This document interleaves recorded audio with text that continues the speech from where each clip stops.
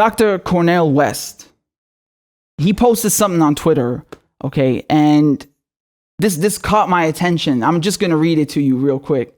So he said that there's no doubt AOC is already a leading candidate for a presidential run in 2024. The profound effect of the great Howard Thurman, Martin Luther King's mentor, and her experiences in Africa deeply shape and mold AOC's spirit and vision. Now, with all due respect to Dr. Cornel West, I had to answer to that. And I said, what is AOC going to do? She's going to drop biodegradable bombs on my cousins? Wow, I can't wait. This is something where a lot of voters, a lot of the populace, they turn a blind eye. They bury their heads in the sand. They want to give progressives praise. They want to worship the squad. They want to turn this whole thing into an entertainment sport. The problem is they're playing you, man. They're playing you. Not only have they not come through on a single campaign promise, but on top of it, they diverge in no way whatsoever from their neoliberal colleagues in terms of foreign policy. Whatsoever. It's always a game. It's always a facade. To me, this is particularly concerning, man. You know, when you're telling me that these people are the antidote to the duopoly, they're the antidotes to the Democratic Party. Where is it? Like, based on what would she become president? What has she achieved exactly? What has she accomplished?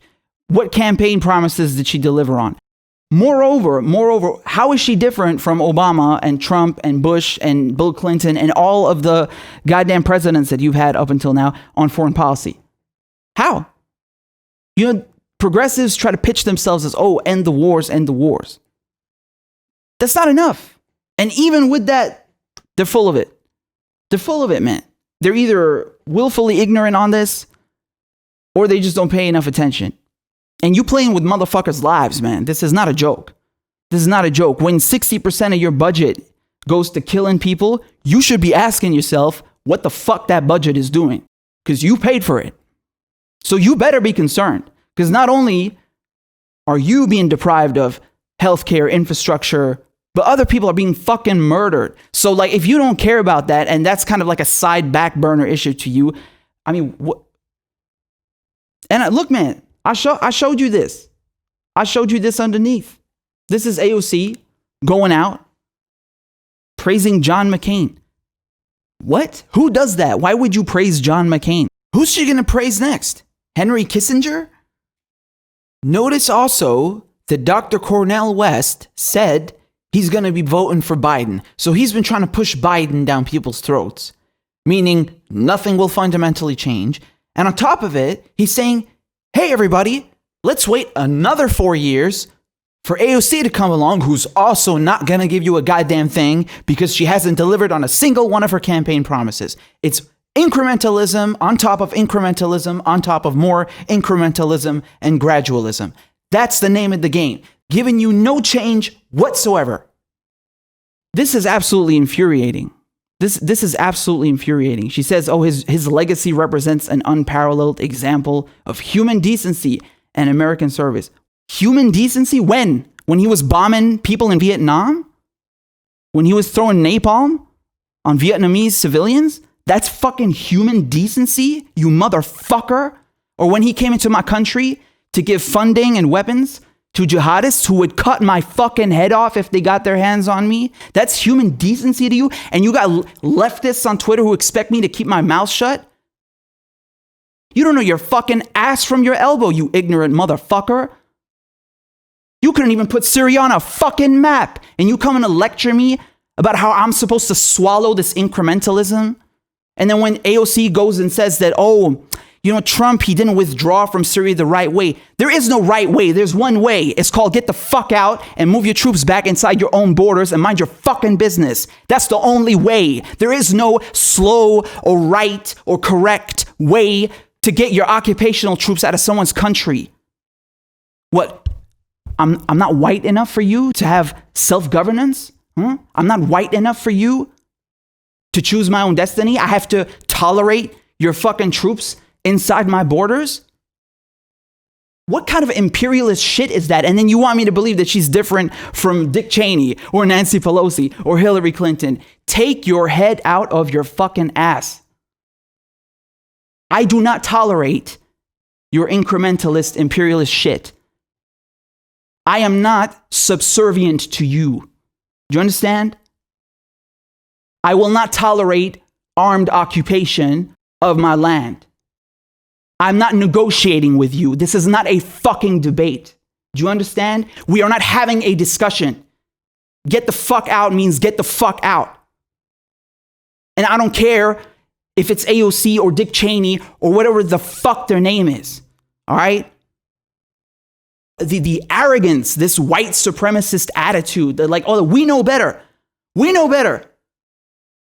We'll pull out when it's the right time for us. Who the fuck asked you? What are you doing here in the first place? And I wish this was just about my country. Because, bitch, I can name dozens of countries going through the same shit. But you wouldn't know that because you don't know your ass from your elbow. And you think politics is some kind of entertainment sport. You think politics is some kind of worship of people who have given you nothing. How pathetic. You haven't even gotten a single policy from these people. Where's your Medicare for all? You are so pussy whipped and cucked that you don't even realize it. And then on top of it, you're defending the imperialist aggression, the armed occupation of people in the global south. Unbelievable. That's the American left? That's the left. Oh, shit. Oh, wow. The left. Wow. Wow. Y'all really funny, man. Not to mention, we already know what she said about Venezuela, right? To her, she defers to party leadership. What does party leadership say? Sanctions, coups, military intervention, torture programs. That's what party leadership means. That's what Nancy Pelosi has been defending, okaying, approving, funding, giving a blank check to for the last 30 years, right? Every single administration that she served under. So AOC is telling you that she is okay with illegal wars. She's telling you that she's okay with sanctions. She's telling you that she's okay with regime change. She's telling you that she's okay with that. She literally said that. She said, I defer to party leadership. She said that, not me. You're okay with that? You're okay with that? You want to go and launch military coups in Venezuela. You want to put sanctions on people in Venezuela and kill them and cripple their infrastructure. Who gave you that permission? Who asked you? Who said that you can be involved?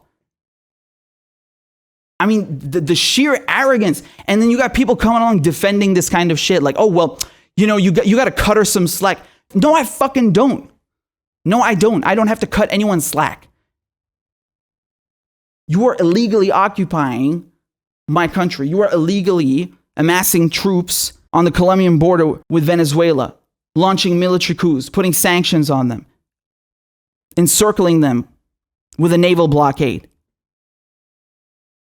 Why don't you cut us some fucking slack and take your head out of your ass? All right? I mean, seriously, the arrogance of some people. Look, man, either AOC and all of these progressives are too dumb to work in government and deal with foreign policy, or they're complicit. Either way, I'm not going to sit around, and other people don't have to sit around and wait for you to wake up. All right? This is something that Nico posted, which is absolutely on point. I mean, look. He said, I'm going to tell you all an indie journalist secret. Most of the progressive indie journalists are scared to cover how often AOC has dropped the ball because they are terrified of the backlash it will cause.